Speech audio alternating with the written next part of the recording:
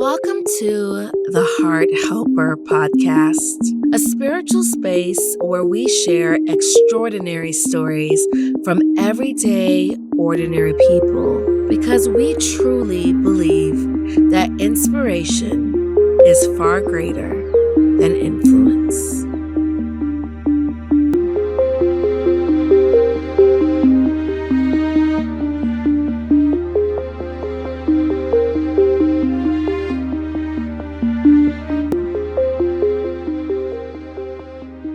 Welcome to the Heart Helper podcast. I am your host, Jody Smith, and we are on episode 12. And I'm so excited to have a creative and just an overall being of light. If any of you have ever experienced her energy, there's something so comforting about her. So I'm glad to have her as a guest. And today we have Miss Cyrhonda Flanagan. How are you today? Welcome to the Heart Helper podcast. I'm excited to have you. I know we've talked about it in passing, like, hey, I got to have you as a guest on the podcast. And of course, adulting and schedules and things like that. It took us a while. We finally made it. So I'm excited to have you. And just excited to hear your story, your truth. And like I said, I feel like there's something about you that's very comforting. When's your birthday? January 25th. January, are you Aquarius. Yeah. Are you that friend? Yeah. Are you that friend that people call, like, if they're going through anything? Mm-hmm. You feel like that? I feel like I've always been the listener. Yeah. I'm the listener. And for whatever reason, my friends take my advice. I can see that. Every time I don't take mine either. So I'm a Cancer and we always give advice. I literally never take my own advice. But you feel like that every time I see you out, I always feel something so comforting about your spirit. I can tell that you are that friend. I am. I think I've always just been that person. It's just, I'm not judging you. Yeah. It's a safe space for all of my friends, and I like to create that because I just think that especially women don't always have safe spaces within their friendships. And then I'm one of 5 girls, so I'm surrounded by sisters. And so do you think that plays a part in it? I think it does. I think coming from nurturing parents, my mom has my mom and dad have very similar energy of just, they're always welcoming. People always feel safe around them, You're a safe space. I think you said it best. You definitely feel like a safe space. And touching on growing up with 4 other siblings. Sisters. Yes, no brothers. No boys. Really? So let's start there, because I know you grew up in Tallahassee, and I know a lot of people travel to Tallahassee to go to college, whether it's FAMU, FSU, TCC. So we leave where we're from, our hometown, to go to college, but you actually grew up in Tallahassee. Yeah. What was that experience like?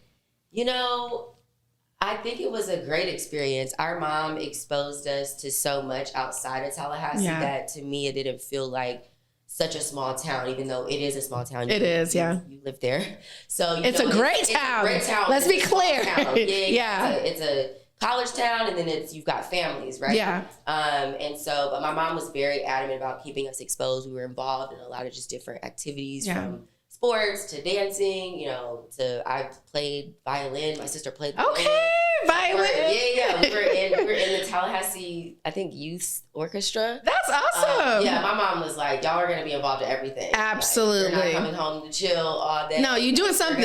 Absolutely. And she's still like that. My mom is very involved in the community. She's an educator. Yes.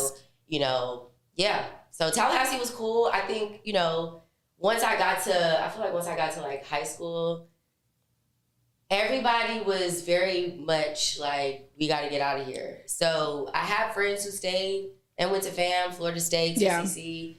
I left because my older sister left. Well, both of my older sisters ended up leaving. Where'd they go? They went to North Florida. So okay. Once they finished high school, they left and went to North Florida, and so it was kind of like, I gotta go too. Yeah, I gotta go too. It was easy. It was like, they already have their communities there, so I'm like, I'll just follow my sisters and go. Absolutely, that's what sisters are for. I love it. We had a time. I ended up not staying there just because I just think college was not for me. I was trying to figure out what I wanted to do. Yeah, our dad was paying for school out of pocket. Oh, and so it's like, a good man, right? I just didn't want to waste his money trying to figure out what I wanted to do. Well, that was thoughtful of you. Yeah, so my mom and my grades were kind of suffering. So my mom was like, I think you should come home. Yeah. I came home. I did try TCC for like 2 semesters just because my mom's an educator. So she preaches, go and get your college degree and all the things. So I kind of felt college was an obligation for me, and it wasn't necessarily something that I wanted to do. It's something you felt like you had to do just because your mom's an educator. My mom was an educator. My sisters were in school, so it's kind of like that's the path that you take. But I had a father who did not take that path. He went to FAM. He met at FAMU. And he was in the Marching 100. I remember. We're going to get a yes. I remember that, yes. And he started the FAMU prayer group, and then he started this church. And so he ended up dropping out, I want to say a sophomore year of school because he wanted to focus on ministry.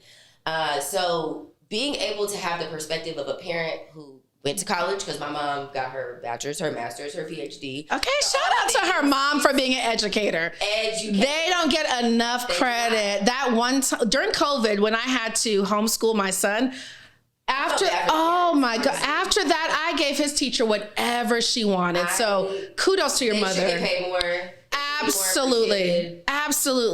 Kudos to her. This day and age. I couldn't imagine. Kudos to you for being an educator, Mom. Yeah. So you have a parent who's an educator, but then you also have a parent who didn't finish college, but is an entrepreneur. He had a vision. He ran with it. And, he made a very good living for our family. Yeah. So I saw that and was kind of like, well, maybe I don't necessarily have to take the path your mom took of going to college. Maybe I can just, I started working. Yeah. I started working in retail. I loved it because I was very into fashion. I'm still into fashion. I just think sometimes I get in my head, I get in that pool of comparison where it's like, but I love fashion. Like I started at Charlotte Russe and then I moved over to West Seal and I ended up at Express where I was an assistant manager. Yeah. And I loved it. It was always so much fun helping people feel good about how they look. That's the best feeling. Feel good. Absolutely. Absolutely. So women would come in, they have no idea what they want to put on. Men, I got you, girl. Men don't care. Some men don't care. I can sell them on anything. I'm like, you need this suit, you need this tie, this button up, you need the cufflinks, and get the socks too. So you're spending $300-$400 doing it, and they're buying it all. They're buying it all. So I really enjoyed that, but then I guess the con to that, like retail life, was not having a life. Absolutely. I worked at Forever 21. That was my first job. No life. Holidays, you could forget it. Forget it. Yeah, your social life is gone. You may go out at night, but just in terms of having that flexibility on the weekends to maybe travel. Doesn't exist in retail. It doesn't exist. So I wanted to get out. I was like, I told my dad, I'm like, I do not want to do this anymore. I want a 9 to 5. Yeah. And he was like, okay, well, try it out. We'll find you a 9 to 5. So I started working in insurance. And really? What type of insurance?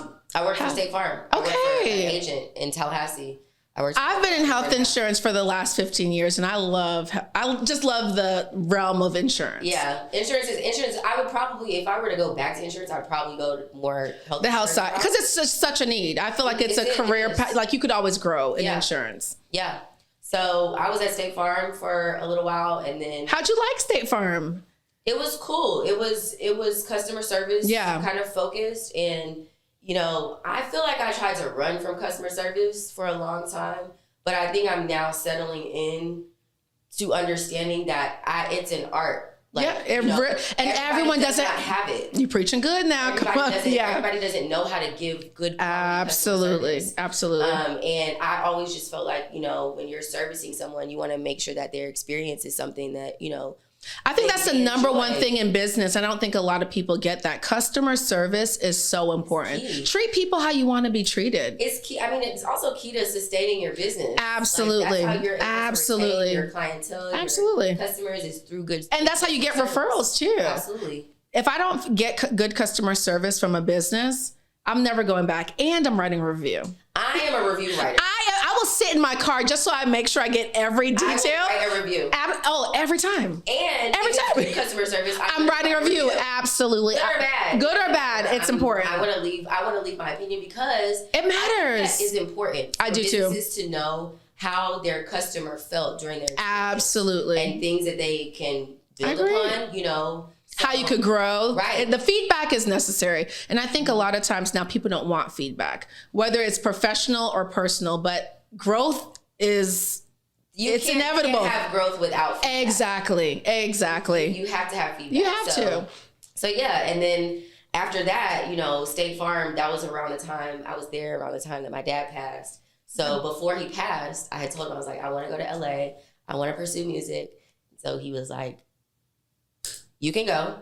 I'll drive your car. Wow. I'll get you there. It's the support for me. Oh, my dad my goodness. Both of my parents. Very supportive. Big supporters. Big supporters. Like, I will brag on my parents till I'm blue in the face. Oh, man. That's beautiful. I think it's something that I feel like a lot of people don't have, right? They have, just relationships with their parents. And I'm not here to say that my parents were perfect, but I will say that they supported anything that their kids. That goes such a long way. And to touch on your dad, because that's really, I think, how I got engaged with you, is going to your father's church, the Family Worship and Praise Center in Tallahassee. Shout out to them. I grew up in the church. So, but when you're younger, for me, it was more so like, okay, my mom was waking me up to go to church, or I have to be in the choir.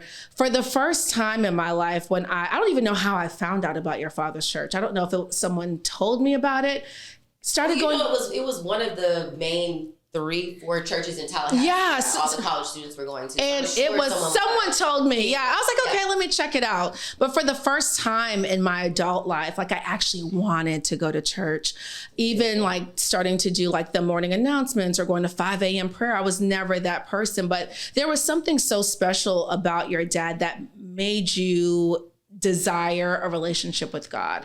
And I loved that church. And there was just something so special about your dad. And like, he just had a certain light about him that I definitely see in you. So touching on your dad, just being such this pillar in the community, what is it like growing up the daughter of a pastor or a PK, a preacher's kid? Because I always wondered, and there's so much judgment associated with being a pastor's kid. Like, oh no, they got to be perfect. Oh, you saw what she was doing, or you saw what he was doing. There's so much gossip in the church about the kids of pastors. And it's unfortunate because you have this person that's putting themselves out there to be a leader, to be a beacon of light. And sometimes a lot of people just throw so much darkness around it, So what was your experience like growing up as a PK? Because I've always wanted to know this. I'm excited to hear about this. I think mine may have been a little different than other PKs that I've known. Because when you're a PK, you are always around other church kids and other PKs. And so you learn other folks' experiences as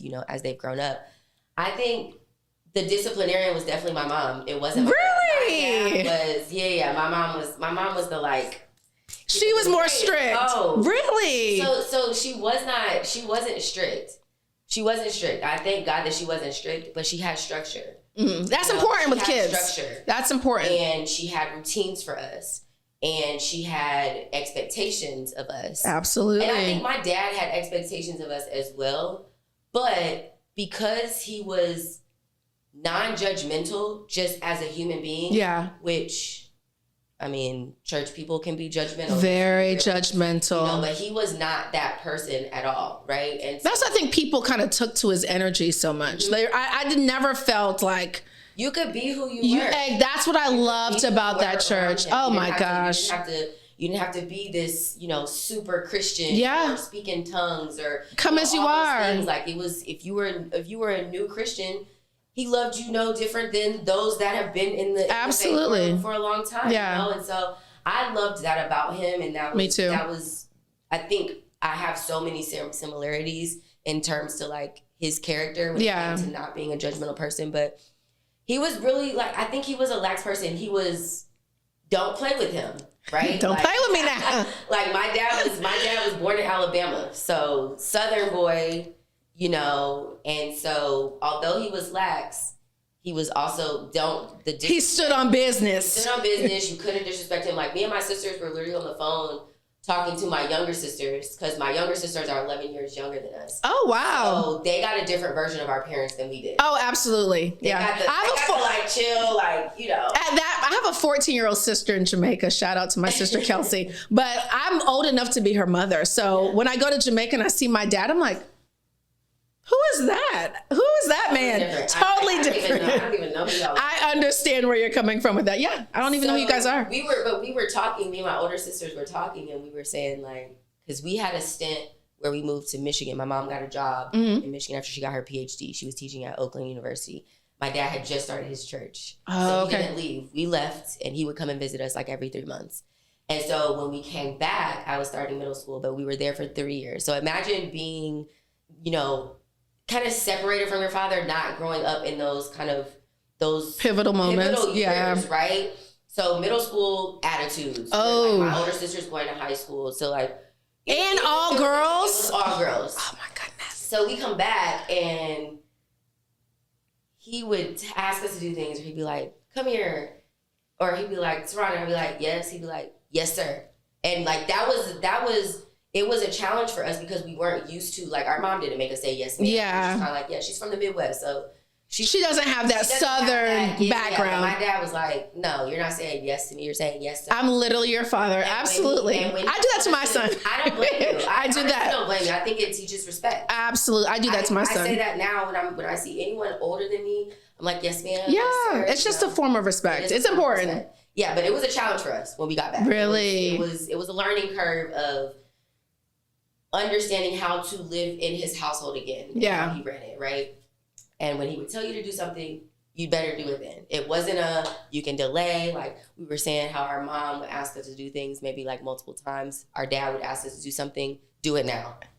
I agree with your dad on this. Do it now. Yeah, absolutely. I'm not asking you twice. You know, so there was that level of, I guess you could kind of call like discipline, but he didn't spank us. He didn't do anything. He just required respect in his household, and I can appreciate that. And because he demanded that, you guys gave it to him. Yeah. Absolutely. Yeah. Absolutely. But then once I was very deep in my faith in, I want to say around like 10th, 11th grade. I was on the praise team. Mm-hmm. I was dancing, all the things. And I was going to church. I was going to 5 a.m. prayer. Yeah. You know, I used to love that 5 a.m. prayer. That 5 a.m. prayer was so chill. Yeah, but it really started your day. When you got into that transition of being really deep into your faith, was it something that you felt like he forced you to do, or you were just connecting with, you felt it? I really felt a connection to God. And it was very interesting because none of my sisters had kind of had that experience that I had. Yeah. Like, that's why I asked. My first experience like speaking in tongues in high school. Really? It was scary for me because you see people do it, but then when it comes over you, you're kind of like, whoa. Wait a second. Yeah. You know? Yeah. And so, but then, you know, there's the transition, you know, you're going through high school, you're you know, think you're grown. You think you're grown. I'm 18 now, and you have friends that are going to parties. Like that's when the parties start coming around. People sweet 16. Yeah. Their 18th birthdays and getting exposed to different things. Yeah. So I was getting a lot more exposed, but I was still a very, you know, I wasn't an out there kind of girl. Yeah. You know, like most PKs, they say the preacher's kids, wild kids. That's a negative connotation associated with it. Were that. To be honest, I don't think any of me and my sisters were ever, you know, like we were never out here tarnishing our parents' name. Yeah. And I thank God for that. But, you know, as you are exposed to more, you become a little bit more curious. Right? Yeah. So my 18th birthday, I'll never forget. My best friend, she had turned 18 a year before me. Mm-hmm. So it was a Wednesday, you know, the moon. Ooh, the moon. I heard they closed the moon. Did they close it? They didn't close it. They don't do Wednesday and Saturday like how they used That's to. That's the best. They open for like big events like Dip Week. Oh man, the moon, a time to be alive. Ooh, you had to be there, y'all. My nights at the moon, baby. Ooh, we had a time last night. This was before section. Oh my goodness. When life was sweet. It was simple. Oh my gosh. Take us back there. So you went out for your 18th birthday to the moon. I went to Bible study first. Oh. A lady. I'm gonna go to Bible study. As you should. I said I was gonna stay at my friend Shadari's house. Oh Lord. And we ended up going to the moon after Bible study. My parents didn't know because again I'm staying at your friend's house. That was one thing about me. I will say I was a sneaky child because if I knew my parents were gonna say no to something, I'm gonna find a way. I'm gonna still be at Bible study, but I'm going to the moon. I think it's a good characteristic trait, right? I mean, maybe not as you know how to make it work. I know how to make it work. Yeah, you know how to make a way. That's important. That was my first experience at the club. And I had a time. I was like, I've gotten introduced to the club life. And I like it here. And I like it here. I like it here. So from 18 to probably, I'll say 23, right before my dad passed, 23, 20, probably 23-ish. Party girl. Really? And my dad did not judge me. Like, mind you, I was on the praise team, I had a conversation with him, and I told him, you know, because I would go out Saturday be on the front row of the praise team on Sunday, seeing everybody that I was with. Yeah. And I'm like, this feels weird. Like I don't want to be a bad example to other people that look up to you. Maybe new in their faith. Like, yeah. You know, especially here's the thing. Do what you want as a Christian. Yeah. But I don't want to be the person leading you down a path that absolutely. may not be for you. Absolutely. Right? I'm very deep in my faith even now, but I'm gonna go out and have a good time. Absolutely. You know what I mean? So I felt a little condemned, right? Being on that stage on Sunday morning at 8:00. Knowing that you had went out the night before. I'm dancing, I'm having fun, I'm drinking all the things.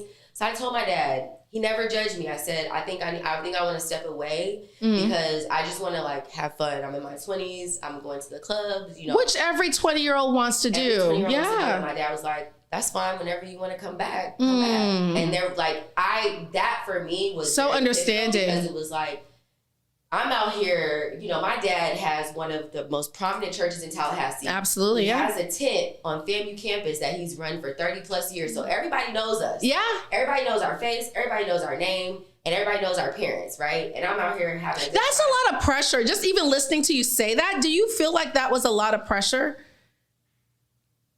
I think there were times that I may have felt the pressure, but I'm gonna be honest with you, Jody, I didn't care. Like I think in one thing 20s, about it, you're gonna live your life. I cared less about what people thought of me than really. I do now. And I'm working on getting back to that that place that you were before. In my 20s. In my 20s, it was like people in the church that were around my dad. They'd be like, "I heard you was at the moon last night." And I would be like, "I was. I had a great time. Wow, I had a great time." You know, so. I don't think I cared about it because I feel like your dad didn't judge you. My dad didn't judge me, and I didn't care if anybody else was judging. And that's why parenting is so important because you give your kids a foundation. And you set the tone. Absolutely. So because he didn't judge you, no one else's opinion mattered. I love that. I did not care. I was gonna do what I wanted to do. And I would see friends at the moon. I'd be like, "Are you going to church tomorrow?" Like, yeah, I'll be there. I'm still out here like. I'll see you in the morning, right? We're going to be there at 11 a.m. service. You're going to be see you there. Absolutely. Yeah, so I didn't feel that judgment for him or my mom. My mom didn't judge me either. I think she would just be annoyed that I would come in late. But that was it. Like, our parents allow us to find our own way. Yeah. You know, figure out our own path. It's so important. They were trying to make us do this because, you know. You're the preacher's kid. You're the preacher's kid. It was kind of like, you know.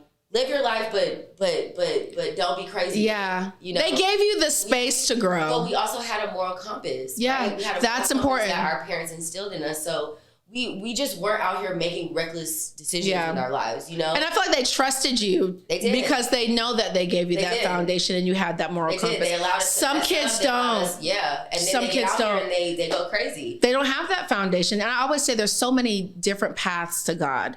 I just always pray like my son's is not difficult. Like you know, some parents want to design the house for their kid. You can't decide, hey, it's going to be brick. Your house is going to be this color. All I could do is give you the foundation. And it sounds like your parents did that for you. They did. I really appreciate them for setting, you know, a very just firm foundation. And, you know, we pride ourselves on loving others, being respectful, you know, non-judgmental, you know, and we're all very just like compassionate people. Yeah, my dad was I could tell. Compassionate, and he was passionate about leading people. Yeah, and very passionate. My mom is a lead. She's in education, so she's a leader too. She's spent some time as a professor. She was assistant principal. She's been a principal, so she understands leadership as well. Yeah, and I think there are leaders inside all of me and my sisters. But I will talk about me.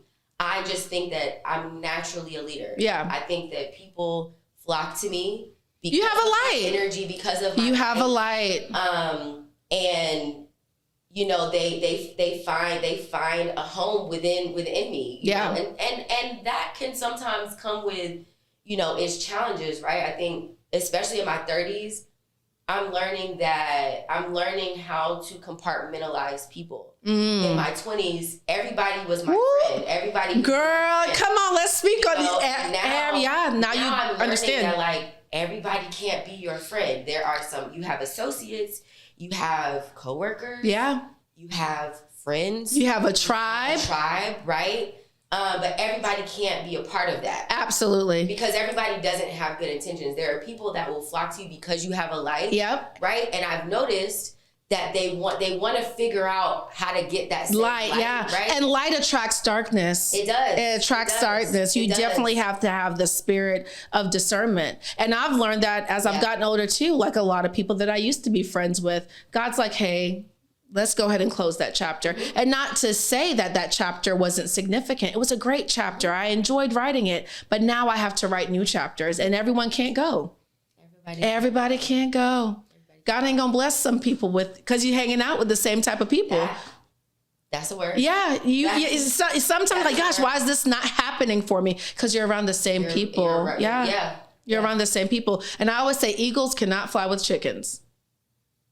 Not calling anyone chicken, like I said on my last episode, but sometimes you're vibrating at such a high level if you keep surrounding yourself with people that are on a lower frequency. But what's that popular quote? Elevation requires separation. It does. Literally. It does, because everybody's not thinking on the same wavelength as you. Yeah. They don't want the same things. Some people are jealous of you. Yeah.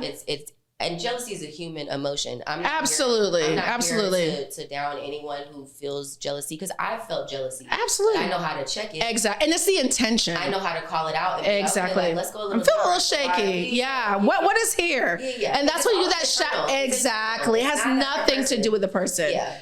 And it's always about the intention for me. Like people's intentions. Like I always say, I want to be around people that have pure hearts. Yes. That's it. Pure hearts. The conversations are different. Yeah. Different, you know? And at our big age, we deserve people that have pure hearts. I don't want anything else other than that. At all. So as you're like, what do you say? You were kind of deciphering your friendships now that you're older. So when you're younger, everyone was your friend. You hang out with them. I'll hang out with anybody. I had a core group of friends, and we're still friends to this day. We've been through. That's your tribe, I'm assuming. That's my family. Gotcha. Okay. They're my family. Yeah. Like at this point, we've had right until the wheels fall off. We've had marriages. Yeah. We've had all the things, right? And we've witnessed everybody's evolution. Yeah. And they're growing with you. That's why I think those friendships stay. People that are growing with you. I think it's important. I think friendships are difficult when one person is doing the work and the other person just isn't interested. I can understand somebody doing the work and then someone saying, "Oh, I see you're doing the work and I see it's like making really great changes in you. I want to do that too. Inspire me to change. Right. Introduce me to new things. Yeah.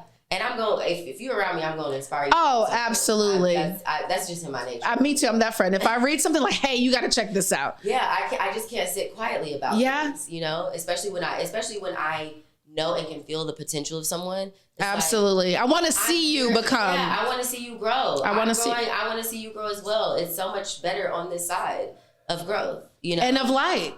Yeah. That's it. I'm picky about as you should friends. Right? As you should be. I have a lot of associates. Yeah.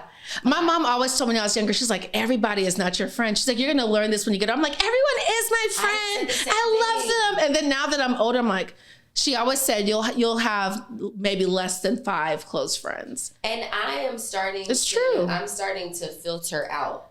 You have to. Filter out. You have to. For my own peace. You know, because some people are just, I like joy. I like to feel joy. Me too. You know, and I've been around some people that are just messy and miserable, and that energy, it's a dark energy. It brings you down. Yeah. Right? Energy transfers. It does. Energy transfers. Like if my spirit does not feel good around someone, they don't have to worry about me coming back again. Cause I do believe. At this point in my life, no. I can't. I really feel like your intuition is God's whisper. Yeah. So if I feel kind of uneasy when I'm around certain people, I'm like, ooh, why do I feel like that? I analyze that, and it's if I feel like that every single time, I have to come to the place within myself where I'm like, okay, you're like being a detriment to yourself if you keep hanging around these people. You don't feel good after you leave that encounter. Why are you still hanging out with them? Yeah. So the older you get, it's like, okay, I'm maturing in who I am as a person, and I want to continue to do that. Absolutely, as you should. And in our big age.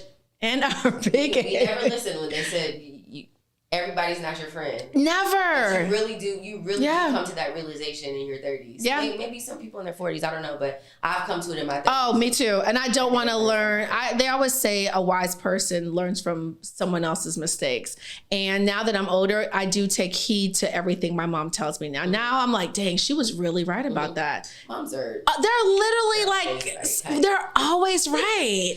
And I used to hate having to admit that about my mom because she would tell me I'm right. I'm right. And I would be and like, they're no, literally, not. She's right. She's right. About everything. My mom's always right. And now I'm like, gosh, I'm not even going to tell her that she's right. It's almost like God gives you guys that intuition as mothers. Absolutely. Right? To be able to kind of see, like my grandmother calls my mom like an eagle because she sees everything. Like and she's not flying with chickens. I'm just saying. She's not. Yeah. Mm-hmm. And that's how she's able to see the landscape of, she's able to see it. She's able to know. All 5. Yeah. 5 girls. I could not imagine. I don't know how my dad did it. I don't know. Oh my good. So speaking of having 5 sisters and growing up in the same household, do you feel like you're really big on sisterhood? Absolutely. Yeah. How could you not be, right? If we didn't get along, then maybe. But we're very close. We are on FaceTime. Really? I've met your oldest sister. I know I did her hair before, and she has the light-skinned one? No. Sakari. Yes, I did her hair, and she has I could just tell the foundation that you guys have as a family because she has the same type of gentle spirit. Yeah, just makes you want to just curl up next to her and just tell her everything. But she has that same type of spirit. So the sisterhood has it been something that has grown throughout the years? Did you guys always get along? It is for the most part. It is definitely grown over the years. I think as siblings do. Yeah, you love them more when you get older. I think you do. I really you do because when I moved to Jacksonville, we would get into. So my older sisters are 11 months apart. Oh wow, they're close in age. They're like, but they're best friends basically. And they should be. Yeah. Me, so you're the middle, and then your 2 younger sisters, I know they're twins, right? Okay. They're 24. So I kind of was always very self-sufficient because my sisters were always together. And then me. How far apart are you and your older sisters? Me and my older sister are 3 years apart. Okay. So it's not a huge age gap, but they were always very close. Absolutely. And here I am, just the middle child. Hey. For a while, I'm the baby, so I'm spoiled. I'm playing with my dolls all the time. I'm in my own world, and they're hanging out together.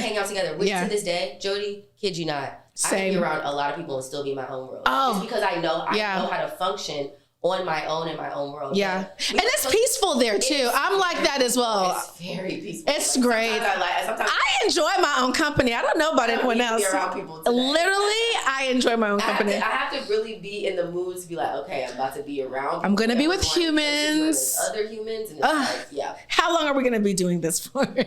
I'm counting down. Sorry, my cutoff time is at 3, guys. Listen, okay, but we were close. We were as kids. We were close. I think obviously as you get into like your middle school, I did middle school by myself. Me and Nina did middle school 1 year together at Fairview, 6th grade. She was in 8th. And then I moved to Cobb Middle School with my mom. Okay. So I did the rest of middle school by myself. So again, You didn't really. My own world. Okay. I kind of learned to function on my own without needing people. You're independent. I'm very independent. Good. Yeah. I'm a woman. So in high school, So in high school, I love Destiny Child. Honestly, truly. So in high school, we're all there 1 year together. Oh, that sounds like an amazing experience. It was fun. It was great for me because I'm like, my sisters are older. They're already here. You're hanging out with their friends. That's a great experience. Yes. And they're like their friends, siblings. We're friends because proximity. Absolutely. But then college came. They went to UNF. I followed.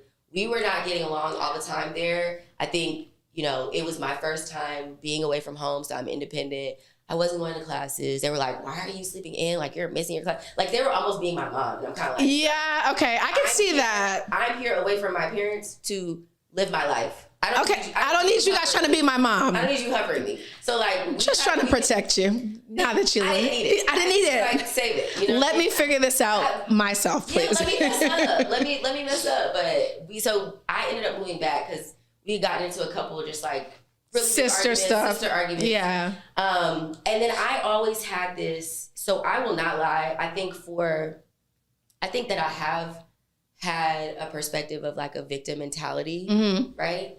And I think some of that is maybe because I was spoiled. And so, you know, when you're spoiled, the world kind of revolves around. Yeah. You. I am the youngest child on my mom's side, and my siblings will say the exact same thing that you're saying. So, you know, I was kind of used to getting your way. Yeah. And so everyone kind of catering to you because you're the youngest. Me too. Yeah. And so in our 20s, I think that's when we kind of had, when I moved back home, I think they were also able to grow closer because now, you know, they're living together. Our dad bought a condo. So like they were living together. I moved back home and I'm with my friends. So my friends, my core girl group became your tribe. Like they knew everything about my life. I wouldn't talk to my sisters that much.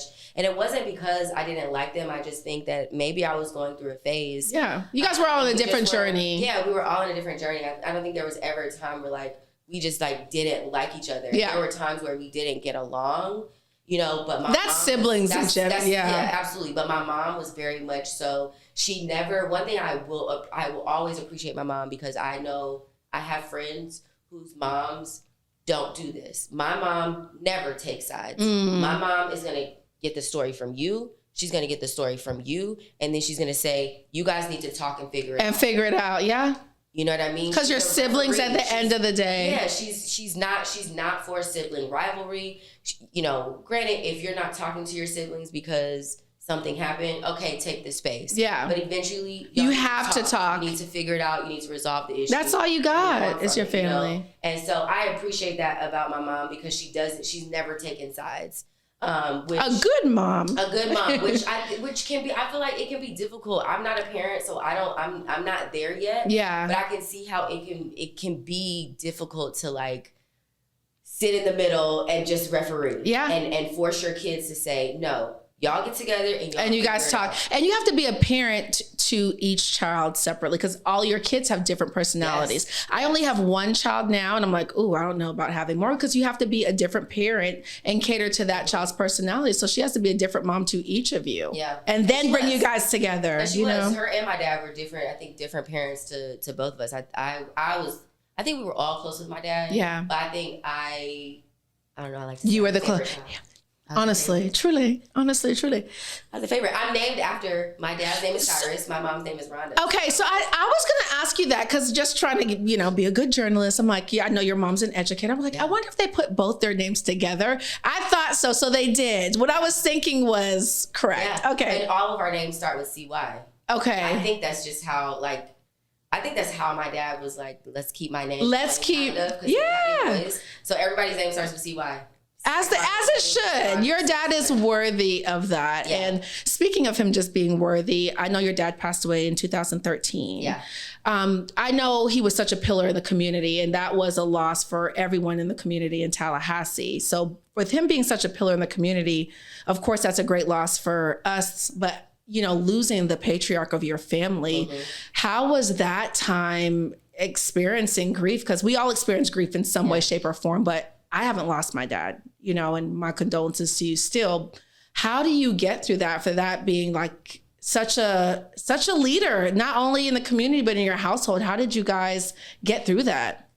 Honestly, our mom was our rock during that the entire process from when he passed to putting the funeral arrangements together. Cause I think we were just it was outer body experience. Like you can't believe it. It wasn't expected. It was not expected. He did have a heart issue, and he was supposed to be getting a defibrillator installed, and they wanted to do it that summer in June, and he said he was going to wait until January, and he passed in September. And so it wasn't expected. We knew that he was fairly young. He was in his 50s. Yeah, he was fairly young. Yeah, 56. I think he was 56. So yeah, he was definitely young, but he was conscious of his health after he had learned about his heart condition. So he would walk, he ate healthy, all the things. So it was not expected. It wasn't expected. And I think, for me, I'm trying to think of when it hit for me. Cause it was like, for a while, I was just kind of in denial. Yeah. I was in denial. Going to church was very difficult. Going back to church was so hard. I can only imagine. I couldn't stay away because it was something about his spirit being there for me. It was like you had to go to feel it. Yeah. You felt like he was very much so present in that space. Absolutely. And so I moved to LA a year after, close to a year. I moved to LA in August of 2014. He passed in September 2013. And I feel like that's when it hit. When you were there by yourself. Because he was behind, you know, my decision to move. Yeah. He was going to drive my car. He was supporting it. So, you know, I think people question me, are you sure you want to go after your dad passed? I'm like, no, yeah, because this was something that he was supporting. So I'm going to go, you know, and I think it was the year that I needed to kind of step away from, you know, my safety net. Yeah. Which was obviously at that your time, family, my mom, my sisters. Yeah. And be somewhere where I'm kind of by myself. I had my cousin there, I had my godbrother there, and I had a couple friends that I knew who went to the church who lived there. But it was my first time away from home by myself. Wow.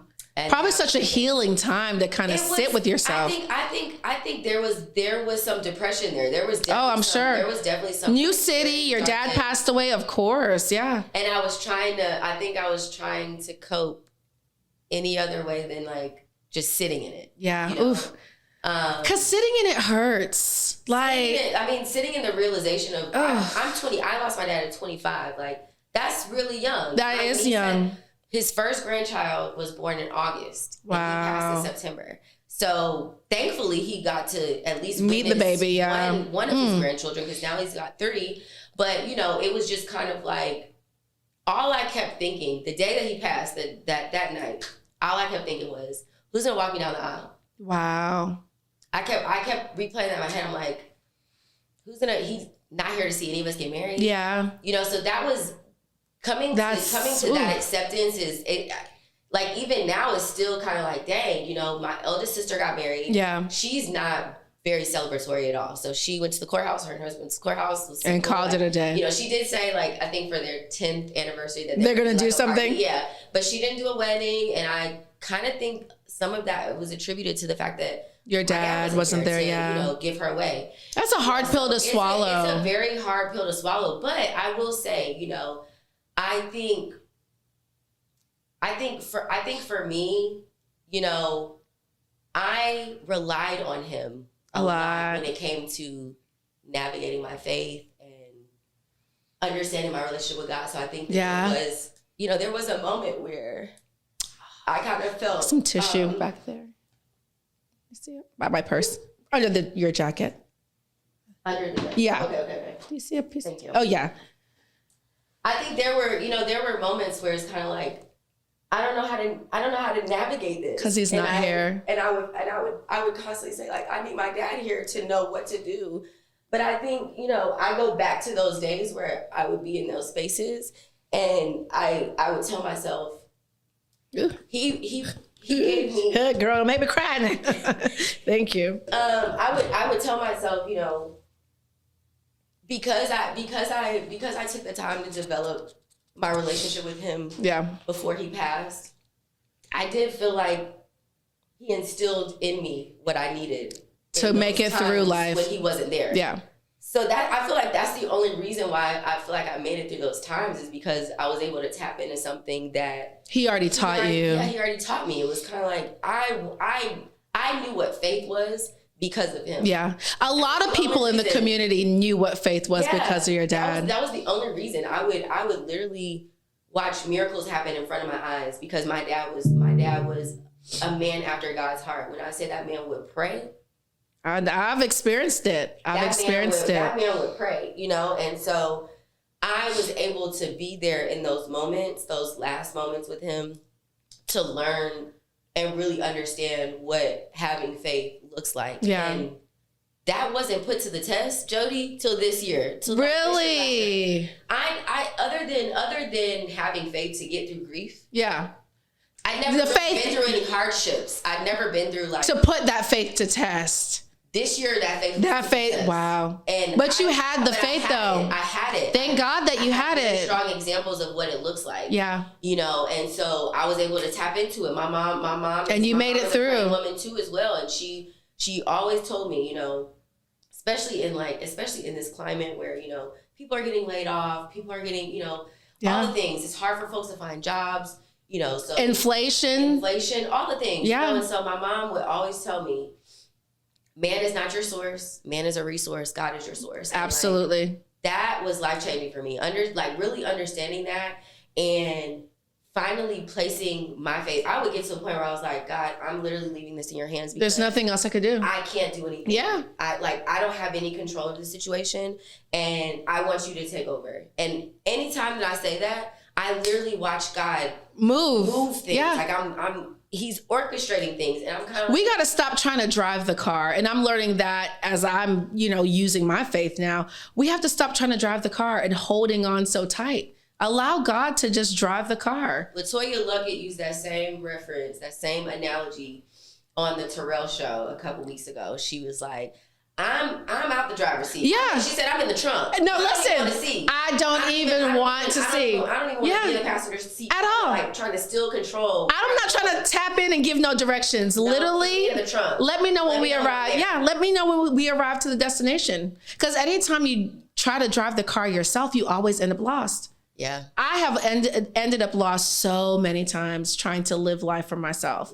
Living for self and not living in spirit. And it's so, you know, tapping into your faith and just knowing that God is he's already ordained and orchestrated. Yeah. TD Jakes was just saying that. I was listening to TD Jakes on my way here, and he was saying, God knows what you're going to look like as an old woman, a middle-aged woman, everything. Even when you were born, everything has already been, every intricate detail. All you got to do is allow him to guide you. And that gives me so much comfort, especially, you know, in those like difficult times where there's just uncertainty. Yeah. Maybe it's uncomfortable, you know, knowing that God has every detail of my life already figured out. I just need to trust it. I just need to trust, do my part. I always say, do your part, God will meet you halfway. Absolutely. You know, every time. If you do your part. At least try.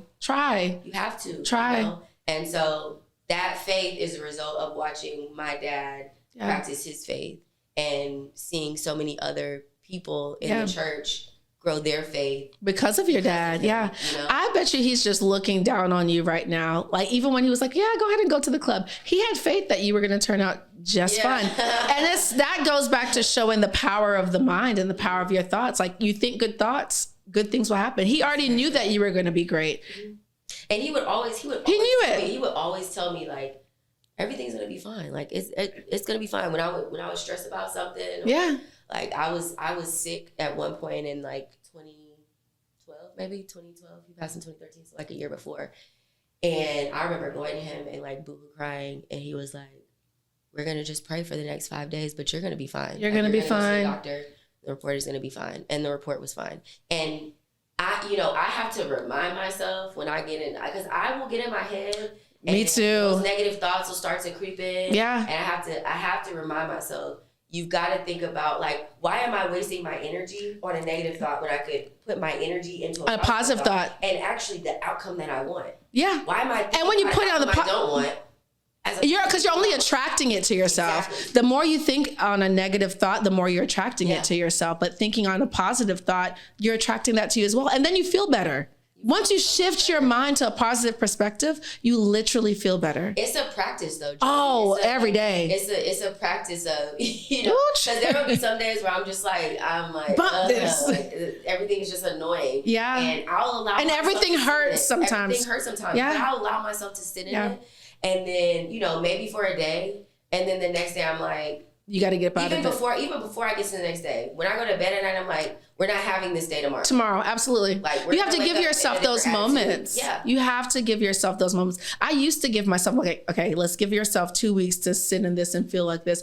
And then I'm like, now that I'm older, I'm like, girl, you ain't got no 2 weeks. 2 weeks. Girl, I'm going to give you till today. You have today. Yeah. Sulk and do whatever you and need that's to do. it. Acknowledge the feelings, but don't let them stay with you. Mm-hmm. And then come up with a plan of whatever you need to do to get out of that. I'm learning what my self-care routines look like. Me too, what do I do when I'm in those spaces that pull me out of those spaces? What are your self-care routines? What does self-care look like to you? Yeah, so I started running. Okay. And I was always one of those girls like, I can't run. Like, I hate running. I'd be tired. Like, it's a no for me. Zero stars. It's really a mental thing. It is. One of my really close girlfriends, her husband is an avid runner. He runs miles every day. Like, he'll run 2 miles every day.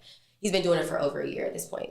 And he doesn't miss a day. And he was like, every day? Every single day. Oh, wow. Jody, I kid you not, every single day. I don't care if it's morning, on his lunch break, at night. It doesn't matter. It's the discipline for me. Sunday, he's going to run. And so I told him, I was like, you were my inspiration to figure out some kind of active lifestyle routine for myself. Because I've tried training, at the gym, and I couldn't be consistent with that. Now I'm wasting money. I tried boxing classes, again, wasting money. So I'm like, let me find what works for me. Let's just find something free. Let's start with free. And running. That's a good place to start. I'm tired of wasting money. Oh, absolutely. I can't wasting more money. In this economy, I cannot do it. So I'm like, let's just get up every morning and run. So like the first thing I do when I get up, I make up my bed and I put my clothes on. Like it's not even something because if I sit and think about it, you're not going to do it. Go. So I totally agree. That for me is a great mood booster. Oh, absolutely. Like, it kind of turns me on. Like I'm like, okay, I'm ready to be productive today. Even if I don't have anything to do. It's a great way to start your day. Find something to do. Absolutely. I just feel energized. Yeah. Right. So that's one of them. I will sit in the dark and listen to music with candles lit. I'm gonna try that. Separate playlists for that. They're just kind of like, it's R&B, but it's very soft R&B. Like one of my favorite girls is Alex Isley. I love her. Yes. I think her music is amazing. And so I'll just sit and put my phone away and I'll just sit and lay and, kind of like, it sounds like you're in a state of meditation probably when you're doing that. I don't know how to meditate, but maybe that is I think, because even praying is a form of meditation. True. And for me, praying is like, okay, that's my form of meditation. Or I go to the gym as well, but that's my form of meditation as well. Because when I'm running, I'm praying and I'm just focused on positive thoughts. Mm-hmm. And for me, that is a form of meditation. Yeah, it is. I didn't even think of it as a form of meditation because I know I can't do the traditional. Yeah, no. Meditation. My mind is all. I think way too much for that. I'll try to turn off a thought. There's another one. Yeah. Another one. It's like they come and then I'm like, okay, let's allow that thought to go. Another one comes, let's allow that thought to go. Meditation doesn't work. Maybe in my older years, I'll try to. Yeah, maybe. Right now, do you have your own form, I feel like, of meditation? Yeah. And then praying, honestly, when I'm frustrated or when I feel uncertain about something or when I'm confused about something, I will pray. Every time? I will pray. And so oftentimes it's really just a conversation with God. I'll be like, God, I'm so confused about this. Like, I just need you to provide a conversation. On what to do. What's the best decision? Like, how do I navigate this? I have real conversations with God. And a lot of times when I pray, Jody, I'm either in my car, I might turn my music off, or in the shower. Oh, yeah. The shower for me is like, I'm cleansing myself. And let me talk to God. I'm coming to God. Not with wants, but with things. Like, I think I don't ask God for things. Yeah. I ask God for vision or discernment or clarity. Or I'm thanking him for protection. You know what I mean? Or I'm so many things to thank God for. Or I'm praying about other people. Like, if I know someone else is going through something, I'm like, Lord, I need you to come and cover them and help them to navigate and keep this situation, right?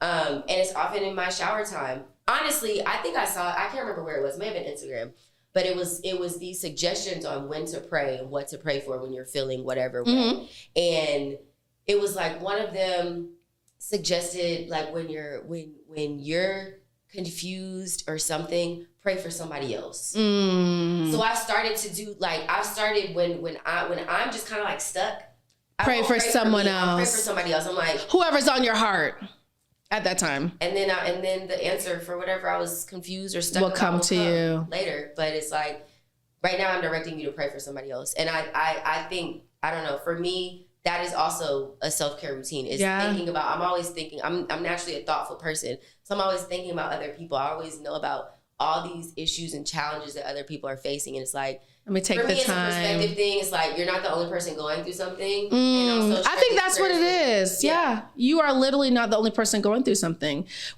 Are your self-care routines, is that what brought you through the grief with your dad, or did you have a different self-care routine during that time? I don't even think I had a self-care routine then. I just was floating. Let me figure it out. I stopped resisting the grief. Like I stopped resisting it, and I was like, however it shows up, let it show up. Yeah. If it shows up in anger because he's not here, if it shows up in sadness, if it shows up in me being happy that, you know, he's not suffering anymore. Yeah. You know or he lived a beautiful life and helped a lot of people. That, you know, I have someone watching over me, and that his prayers that he prayed over are me keeping you, are still being manifested to this day. I'll think about those things, you know, but I stopped fighting the grief. Yeah. And just allowed for it to show up however. I love that you said that, resisting the grief, because I think that's the first thing that we want to do when we are grieving is resist it, because you don't want to feel that pain. You don't want to be sad. And losing my nephew, he was murdered. And you know, it's just like, I tried so hard to resist that grief, to be strong for my sister. And it's like, you don't know how to grieve. Like, and sometimes you just have to sit with it. You have to sit with it. Is that one thing that your family really did during that time, or everyone kind of grieved? Grief just looks different for everyone. It looks different. I mean, our first Thanksgiving, so he passed in September. So our first Thanksgiving, we put our mom's tree up, and my parents were divorced, but she had an ornament for your dad. For my dad. It was one that like my little sisters made when they were kids at like summer camp or something. And those are the best ornaments. I love when my son makes ornaments. And listen, my mom keeps all of the ornaments. Absolutely. She's as she should. I do too. Yeah, so we put that ornament on, and everybody broke down. Like everybody. The holidays are always so hard. They're not as hard anymore. I think for when it first happened. First couple years were rough, because my dad was big on Thanksgiving, you know, and he was really big on Christmas. Like when we were kids, I know you remember the Toys R Us books. Oh yeah. Circle what you want. He would be like, here, decide what you want, so I can go and buy. Get y'all stuff. Yeah, so he was. Jeez, that's a throwback. The Toys R Us books. Oh my goodness. Yeah, that's. I mean. These kids, you guys won't even know. You didn't have Amazon back then. At all. You know, thank God for Amazon. You literally go through and circle what you wanted, and he would go buy the gifts, and, you know, we wake up, and it's all these toys, and, you know, he video recorded everything. I think that's why I record so much. Everything. My friends are the like, memories. You're the content queen. I'm like, I just want to always be able to go back and look at videos or pictures. You know, my dad always had his handheld recorder recording birthdays. Thank God that he did, because you guys could go back and look at that. Yeah. So, you know, the holidays were difficult for the first couple years, but they're not as bad. I think, you know, we share more like laughs about it. Now. Like we'll see videos on like TikTok, we'll be like, Dad would do something like this, you know? And so you think as the years go on, you heal more and more and more. You do. And I mean, I sometimes still get emotional. His anniversary, it was 10 years this year. Wow. It was 10 years this year. And I think it hit because it was like, dang, he's really been gone for a long time. All the things I've done in my life, like this journey that I've had that he hasn't been able to be present for, that hit me like a ton of bricks on But it gave you the foundation. I know you just said that you were really able to tap into your faith this year. He gave you the foundation. He did. Yep. That's a blessing. It is. That's a blessing. Grief is funny. Grief is and sometimes you got to sit in it. Oh, that's the one thing for me. I don't like to sit in grief. Just let it run its course. And I don't think it ever ends. I don't think there's ever an ending. It's an ongoing.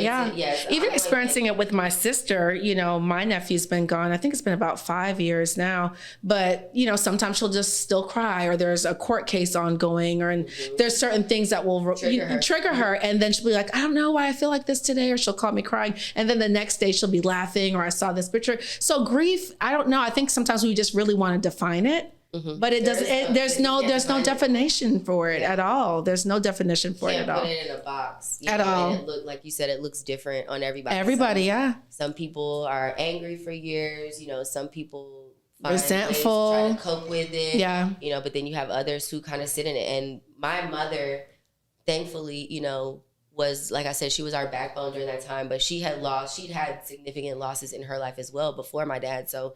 Her grandmother passed when I was young. Her brother passed when I was young, like almost the same year as my grandmother. And then she had lost her father in 2011. So she knew what it was like to lose but it was, a father. I think she grieved as well because neither one of them had ever been with anybody else. They they were each other's first. They got married. You know, they had their kids. And when they divorced, they went through life together. You went through life together. My mom was heartbroken as well. Of course. Like, not only is this my children's father, but this. I love this man. Yeah. That's rough. Yeah. That's rough. But she was a soldier for us. I was about to say, your mom sound like a G. Okay. She's from Chicago, so don't play with her. Yeah. But it's beautiful to see, like, you know, where grief could take you. Like, you know, healing, it looks different for everybody. It looks different for everyone. What's one thing that your dad taught you that you take with you?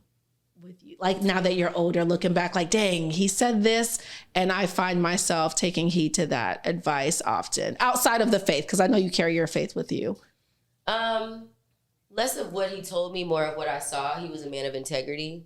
And so I carry myself with integrity. In that same manner. And I look for other people who move with integrity. Absolutely. I think it's that's a top character trait. It's a top character trait, but a lot of people don't have it. A lot of people don't have it. I agree with that. I admire that. I admired that about him because, you know, sometimes men in powerful positions can abuse their power. And a lot of times they do. Integrity. Yeah, at all. And although he had this really big platform, he moved with integrity. He always moved it. And I'm sure that's something that anyone who knew him can attest to. He moved with integrity. So I love that he didn't abuse his power, because I think a lot of people do, and men and women as well that don't abuse their power. I think they deserve more kudos and flowers than people give them, because they make great leaders. Yeah, they make great leaders. So a lot of people, once they get power, they tap into their ego instead of tapping into their purpose while they have that power. And he wasn't a man of big ego to me at all. He was very, very humble. Sometimes I would be so embarrassed. He was too humble because I loved that. He was like, sometimes I would just be like, Dad, put on, like, you're dropping me off at school, you look crazy. Like, change your outfit, please. I know you don't care, but I do. Like, you're gonna get out of this car and people are gonna see you and they're gonna know you're my dad. Yeah. And like, but he was a very humble man. I mean, you know, stingy with the money. He was frugal. He wasn't cheap. He would have survived during this inflation, because listen, he would have been just fine. He was frugal. But I feel like that's also a lesson that I learned from him is, you know, he would tell me, you know, when you get paid, pay yourself first. Absolutely. I still don't do that to this day. Not yet. You don't pay yourself first? I'm working on it. I think I need to stop. I need to pull back from paying myself. I'm working on it. I will spend my money. Really? I will spend my money. And I need to. Well, on bill, because when you say pay yourself, like, I'm thinking like, you know, going out to eat, getting myself there. Oh, no, ma'am. That's not what he meant by pay yourself. Oh, okay. So first he put some money to the side. Oh, okay. Save some money, you know. I need to work on that as well. Yeah, because when you said pay yourself, I'm like, oh, I'm taking care of myself. But it would be so strange because whenever we would go out to eat, my dad would always pay, like, you know, and he was not a big spender. We would get $250 for school shopping every year. Oh, and that was it. Was that no, that was good. Oh, I would feel like per child. Yes. Oh yeah, girl, that was good. I would feel like this is not enough. I can only get one pair of sneakers. Back in those, I didn't really wear sneakers, so I would be like, this isn't enough. Yeah, no, because Jordans are like 160. Yeah, I'm spending all my money on See, that's why I never got them. So I guess I made my 250 straight. 250 was not enough for me. Like, I would be like, bro. But there was 5 of y'all. Y'all better be happy, okay? And share clothes. Y'all go to different schools. Make it work. Make it stretch. You're right. But he was good with money. He was really like, that's another thing that I admired about that man is he made a lot of money, but he didn't spend a lot of money. He did not. Which is smart. He was, you know, he did not. We did not eat out like that growing up. We ate at home. And us now, us millennials, listen, we love a good brunch. Honey, I love a good Uber Eats. Listen. Drop it at the door, It's please. Fine. No, every day's fine. Drop it at the door, please. Like, I'm getting back into, like, cooking Sunday so that I have food to last me through the week and then, like, eating out. Adulthood, the joy of it all. Like, why do I have to be responsible? Being a human, the joy. So you carry a lot of what your dad taught you with you. Oh, yeah. And his energy is definitely all on you, for sure. I know. Yeah, his energy. I think I love that about him is, like, I picked up both him and my mom's energy, you know, like, just I'm a fun, easygoing person, you know. You're relatable, you're non-judgmental, and I feel like that's why people resonate with you. Yeah. And just like he was a pillar in the community, do you see yourself as well, like tapping into community work, or how are you planning to, you know, because of course he gave you guys the torch. So what are you going to do as far as, you know, keeping that light? Good question. Of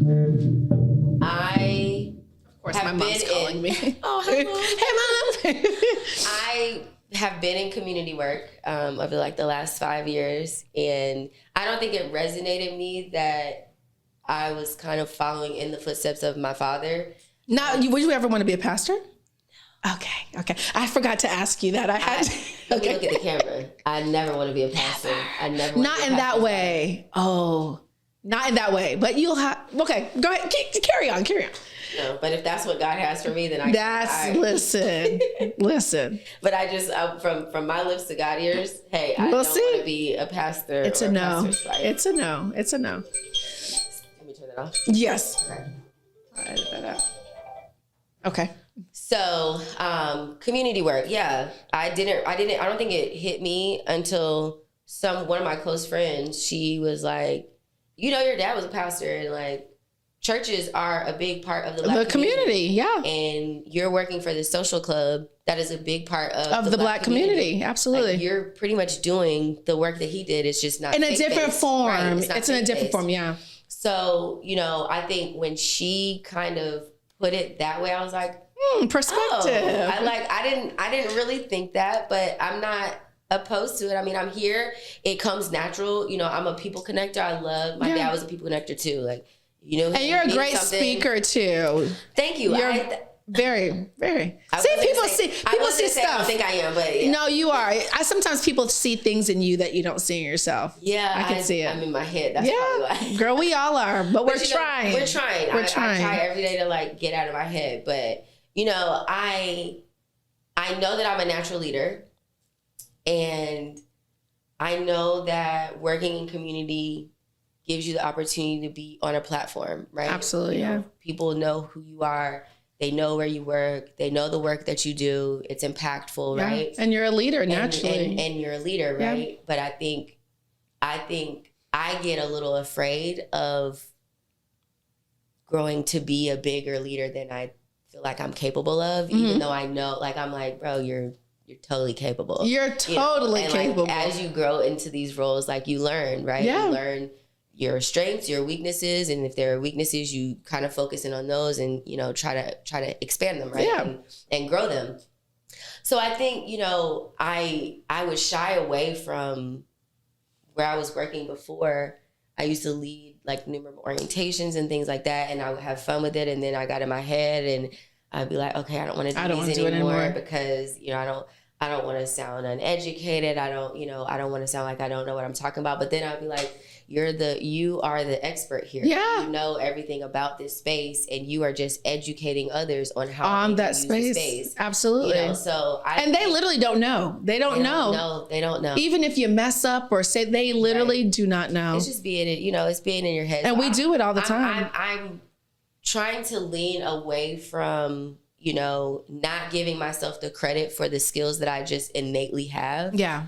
And leaning into those skills and trying to put myself in positions to expand, you know, and grow. Absolutely. As the leader, as a speaker. You know, I at one point I wanted to do a podcast, and you know, then you still can. I don't know if I have anything to talk about. You do. All the things, you know, and I had told someone that, you know, I want to be on panels, like I want to be like a moderator or something on panels.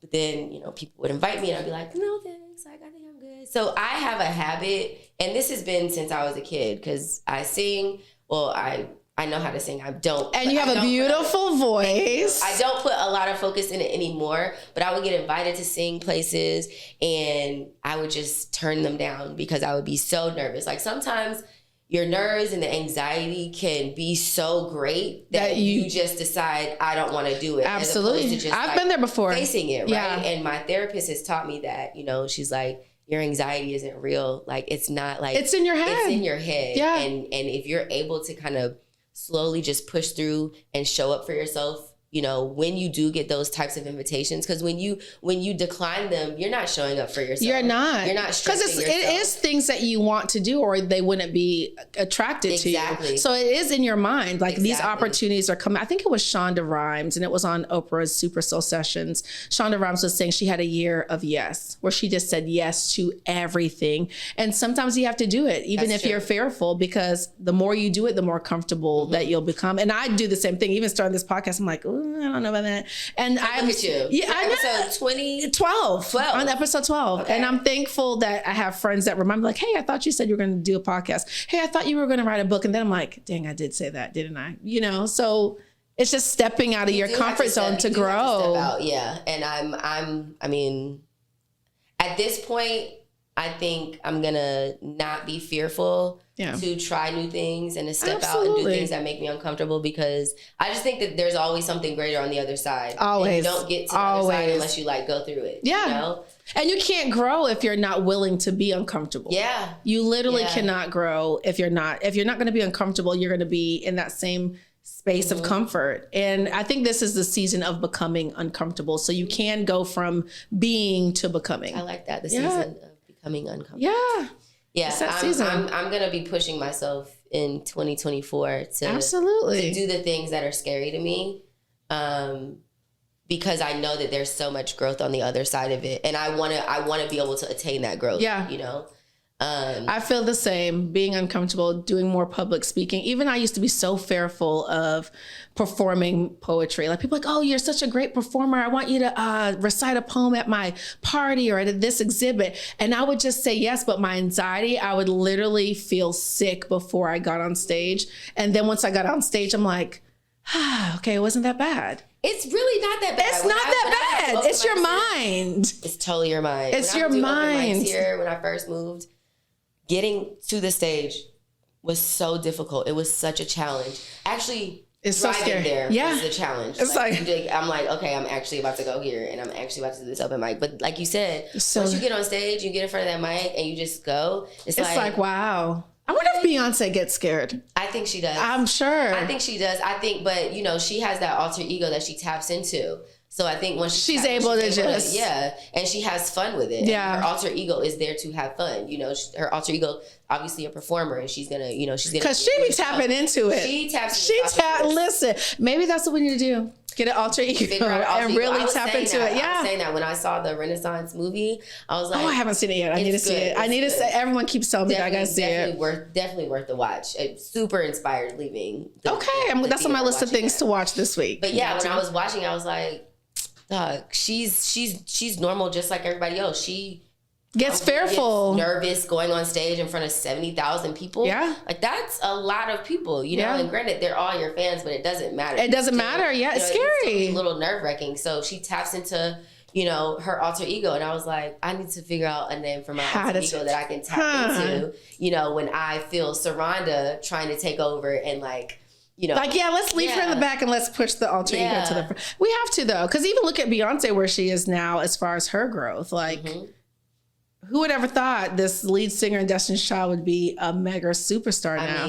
That doesn't come with not being uncomfortable. Yeah. I think she's definitely challenged herself. Oh, you got to in uncomfortable situations. Absolutely, you know, and navigate them. Yeah, and come on top, right? And learn from them. And walk in it. That's what they always say, like, you might not feel comfortable in the room, but walk in the room like God sent you there. Because obviously God did send you there if you're in the room. You might not know anything, or you might not feel comfortable speaking up, but at least retain the knowledge, take notes. Absolutely. So the next room you go into that God puts you in, you feel prepared. You feel prepared. Yeah. So what does the next year look like for you? Man, what could we expect? And I'm going to start texting you more and just holding each other accountable, because I feel like we're all on this journey of becoming. What does the next year look like for you? The next year is going to be the year of yes for me. Yeah, come on now. Okay, we're going to say yes. The year of yes. I'll be growing as a career woman. Yeah. I think I get that from my mom. My mom is very driven and ambitious, and you know, she goes after the things that she wants.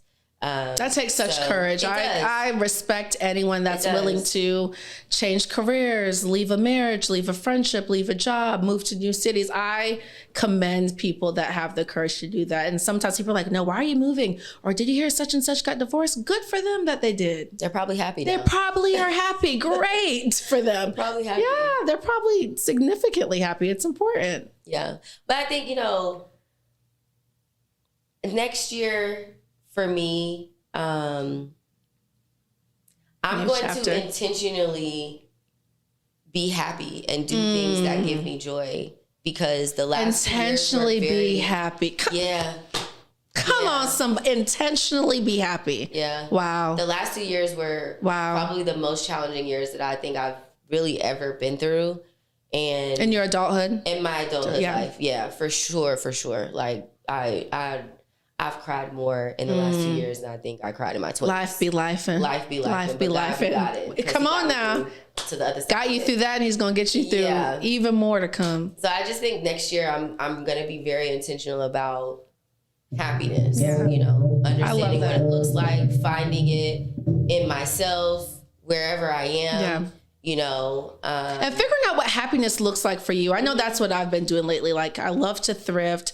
I love to go out to eat. I love to travel. I'm like, okay, what does happiness look like for me? Not what everyone's told me. Yeah. We're not what it looks like on, social media. Yeah. Really defining it for yourself. It's important. It's important. I'm excited for you. I'm excited for 24. I'm like, it needs to come in. We need to come in, on some swinging. Like, yes, positive vibes, good energy, and growth. Yeah, it's gonna. By the end of 2024, I want to be able to brag about my year. Oh, absolutely, and you will be able to start to finish. You will be able to. Yeah. We're speaking it into existence. Absolutely. That's what they say in the Bible. There's life and death in the power of the tongue. And I tell my little sisters that all the time. They're 24, so they're now. They think they're grown.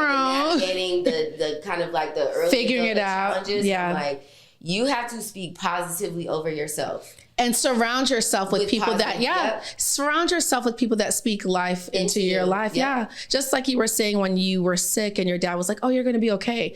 Those are the type of people you have to talk to. Mm-hmm. If you're not calling a friend and they're like, oh, dang, that sucks that happened. No, call the friends and the family members that are going to pray with you. The ones that are going to push you towards the highest version of yourself, the ones that are going to speak life into your life. Because sometimes you don't even have the energy to speak life into your own life. I've been there. Like, I don't have a positive word to say today. And I know usually I'm gumdrops and berries and sunshine, but some days I literally do not have the words to speak positive into my life. But then that's what I call my best friend. And they could speak life back into me like, oh, okay, I'm back. Last year it was probably a couple months where, Jody, I just didn't have it. Yeah. I just didn't have it. And you're not going to every day. My sisters were a pillar for me in those moments. Like, I think there was one day I called them on FaceTime and I was just like, I just can't, like, I just broke down crying. I was like, I can't do it. And my older sister, she was like, you have to pray for God to fortify your mind against the things that try to come in and attack you. And, because. Oh, I'm going to pray for that tonight. One thing the Bible does say is that we don't wrestle against flesh and blood. We wrestle against spirits. Yeah. And people's spirits can attach themselves to you. You know what I mean? Go ahead and hit on that. So that's true. You do have to have people around you who can see that, who can maybe understand that you're not in the best mental space or emotional space and pray for you, like you said. Absolutely. You know what I mean? To pull you out of those dark spaces. Because like I said, I didn't have it to pull myself out of. That's why surrounding yourself with the right people is so important. Key in life. It's key. Yeah, surrounding yourself with light-minded people. They say light. No, I need people, light-minded people that know how to pray, that know how to really be there for you in those moments. Light-minded people. Yeah. And I'm glad you have those sisters that are pillars for you. We don't play about each other. Oh, I could only imagine having that many sisters. You guys are probably like the older that you guys. I love it. I love that. Yeah. I have so many siblings. Well, I guess there's a myth. They say Jamaican men have a lot of kids, but my dad does have a lot of kids. But of course, I'm just naturally closer to my siblings on my mom's side, and I do feel like that with my sisters on my mom's side. Like we don't play about each other. And that sisterhood is no joke. So you guys they were able to get you through that moment. And I was grateful. I sent them a text on the last day of December last year, a long text just thanking them for being in my corner, rooting me on, praying for me, helping to pull me out of that dark space. I was like, because look at you where you are now. Because sometimes you're really not going to have it. And I think it's a misconception, or a lot of times we look on social media and you think like, okay, everything's gumdrops and berries, or people always look like they got it together because a lot of people don't want to be vulnerable. But some days you're not going to have it. Some days you are not going to have it. And it's okay to not be okay. Yeah, it's literally okay. I don't know who needs to hear that. Yeah. It's okay to not be okay. It's the human experience. Yeah. And here we are trying to live in spirit and just travel through this experience. So my last question for you before Lance starts cutting up with us. So I saw that you met Andre 3000, and I love Andre 3000. I love this latest album. Oh my God. I love it. A lot of people. It's a great, like I actually use it to go to sleep. Oh, me too. And I sleep like an angel when I listen to it. I listen to it in the sauna, and I think he kind of shows just growth and how becoming. A lot of people that I think don't like the album, that's just because they're so used to who he used to be.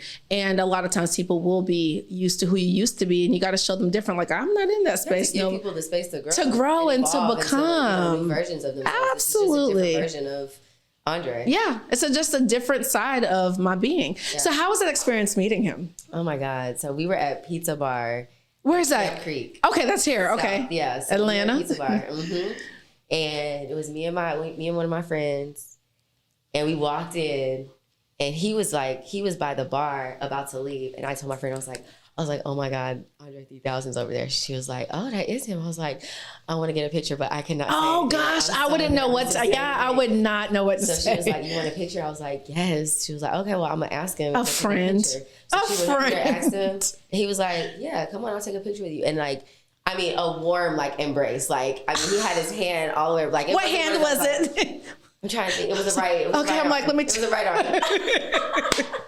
It was the right arm, and I was like, Andre, I'm such a big. Oh my God. He was so humble. Like, he was just so. He seems like it. Very laid back. You know, he wasn't trying to like disguise himself. Or, he was present. He was very open to taking pictures with his fans. I love that. I was like, okay, I'm excited about Atlanta now, because this was when you first moved to. Yes, and I was like, oh, I'm excited about. Oh, this is the city for me. I see Andre 3000. I've been here 2 years. Well, I haven't seen. I know. Other than if you're in like Japan or something. Yeah. I haven't ran into him yet. Yeah, so I'm 2 years in. I was girl, that's the one picture on my Instagram. I know, I saw that. Oh, you better not. That's why I was like, oh, I got to ask her about that. I've met other celebrities, but that one. He's the one that matters.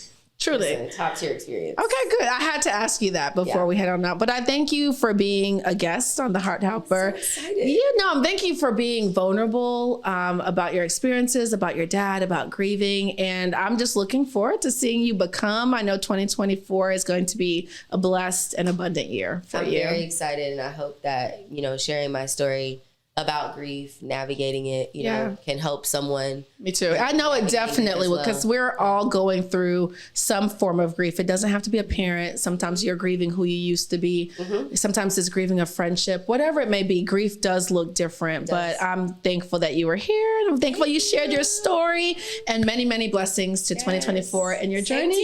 Yes, absolutely. So you guys, be sure to like, share, and subscribe. I'm going to drop her Instagram handle in the podcast description. But thank you guys so much for watching. This is The Heart Helper.